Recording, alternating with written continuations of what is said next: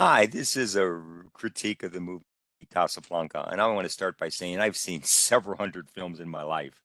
When someone asks me what movie I like the best, usually I will mention Casablanca. It was made in 1942. It's a romance slash war movie. It also has some elements of film noir and German expressionism in it, and we'll read more about that in chapter 4, by the way. The three main leads in the character are Humphrey Bogart as Rick Blaine. It is his first ever, by the way, romantic. He was a gangster, like gangster number three, gangster number two in a lot of movies up until this time.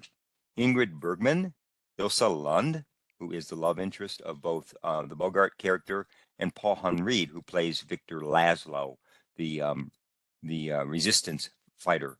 And it becomes apparent in the movie that the Bergman loves Victor Laszlo for what he does, and she loves Humphrey Bogart for all the romantic reasons that somebody would love someone.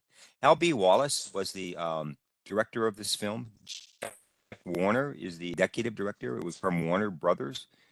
No, forgive me, it's my dog. Arthur Edson was the director of photography for this, and the director of this film is an interesting character named Michael Curtiz. Curtiz was famous for some of the swashbuckling action movies of the 1930s, like Captain Blood and Robin Hood. Uh, uh, Before making this movie, Curtiz took a leave from Warner Brothers and strived mightily to get some of his family members, including his mother, out of war-torn Hungary. That's where he was from, Hungary. And as a matter of fact, some of his siblings died in the concentration camp at Auschwitz. So we didn't know that at the time, obviously, but that was going on.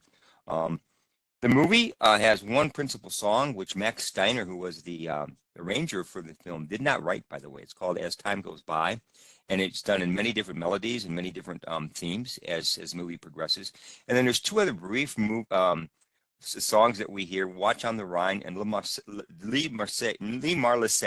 which is the French national anthem. And in my mind, that scene, it's about a little over 1 hour into the movie, is one of the best scenes ever in motion picture history. And I'll tell you a little bit about that. But first, let me cover some of the chapter basics, right? The intent of this movie, very straightforward, to support the effort of the United States entering World War II.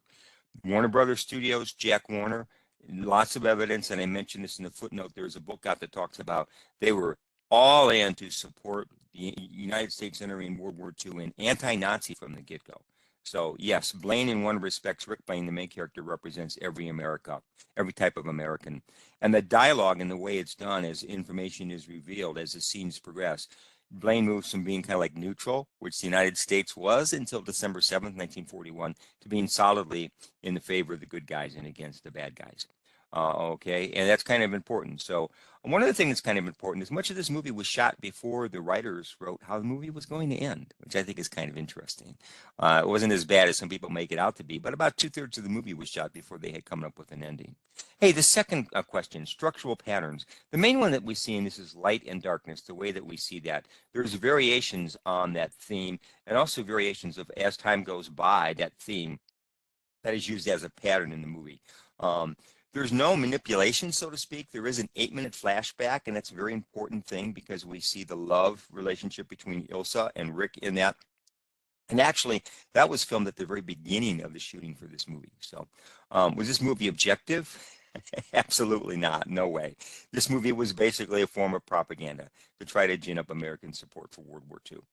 Simple theme, sacrifice. Rick Blaine gives up so much in this movie, and the war cause becomes more important than love and personal love.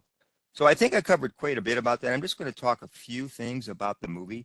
Um, like I said, this was Blaine Bogart's first romantic lead, and in this you see a lot of irony, a lot of sarcasm, a lot of quips and one-liners in this movie. What nationality are you? And he says, "I'm a drunkard." You know, so we see a lot of that.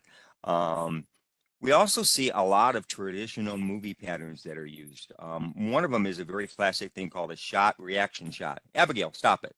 Again, my apology for that interruption if you hear it, where somebody does something and you see people react to it.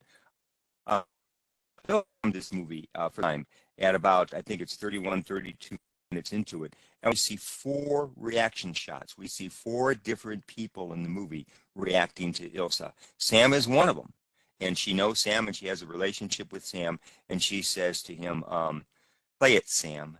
Now play it again. Play it, Sam." As time goes by, so I think that's kind of interesting.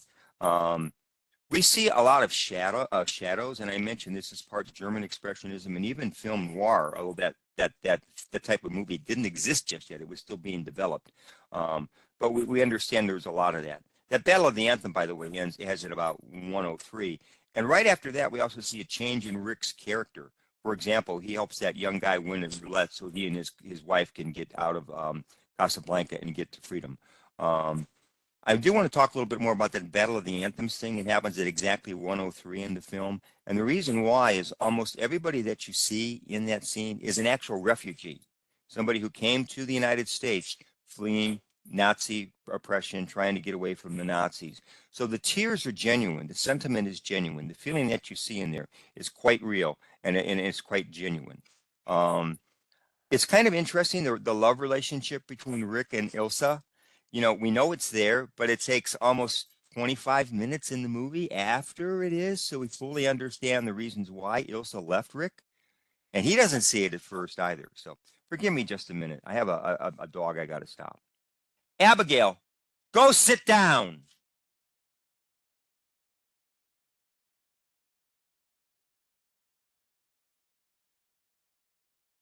I hope we're still recording.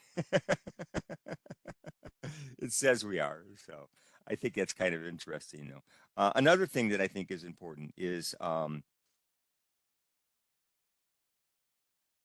character development, right? We see a lot of change in Rick. We don't see a lot of change in Victor. He is a kind of a stale fish type of a thing. Renault plays this kind of guy without morals, right? Guy kind of like bouncing on both sides. And again, there's a lot of suspended animation. You got to believe that all this could really happen. Come on, are the Germans going to let a leader of resistance movement move around as much as Victor Laszlo moves in this movie? Absolutely not. Hey, one other thing about that Battle of the Anthems, right, which I want you to catch. When we see that, and the Germans get drowned out, and then the